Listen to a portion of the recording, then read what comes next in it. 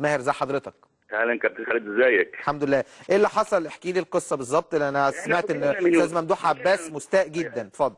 يعني احنا فوجئنا من يومين بان صحيفه الجريده الكويتيه نشر خبر على لسان الاستاذ ممدوح عباس، والخبر متضمن بعض العبارات احنا راينا انها عبارات قاسيه جدا.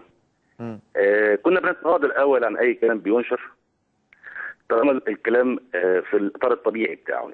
ما فيش مشاكل، انت فاهم يعني، فبركه الصحافه وكده. لما فوجئنا ان الخبر متضمن عبارات لا يمكن السكوت عليها. انا خاطبت الجريده وقلت له انت جبت الكلام ده منين؟ استاذ ممدوح عباس ما قالش باي حديث للمراقب بتاعك. فالراجل اعتذر وقال لي انا ما اعرفش ارجع عليه واساله.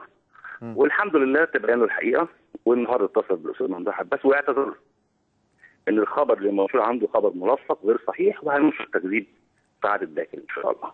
تمام.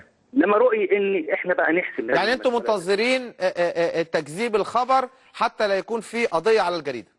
بالظبط كده، لان انا يعني تقريبا انا حاطط رجل بره ورجل جوه بالنسبه للبلاغ العام بتاع الجريده. تمام.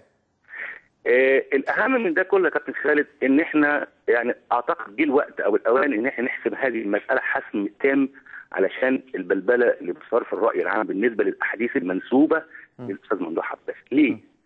احنا بنكتشف ان كل فتره معينه من زمن القضيه يطلع لنا حديث متفبرك متضمن عبارات معينه، يتم استخدام هذا الحديث بطريقه معينه وشو اعلامي وشوفوا بيقولوا ايه وبتاع والكلام ده كله. وكنا بنرتضي في فتره معينه من فتراتنا ان احنا نسكت، ما خلاص عادي مش مشكله، خلينا في القضيه بتاعتنا مفيش داعي نعقد. الامور خدت منحنى خطير ما عادش ينفع معاها السكوت. القضيه اتاجلت ليوم 28، لسه برضو للمرافعه، مش هيكون فيها حكم نهائي. ان شاء الله باذن الله نامل ونتمنى نتحجز لحكم الجلسه القادمه ان شاء الله يا كابتن خالد. شكرا استاذ ماهر عبد الرحيم.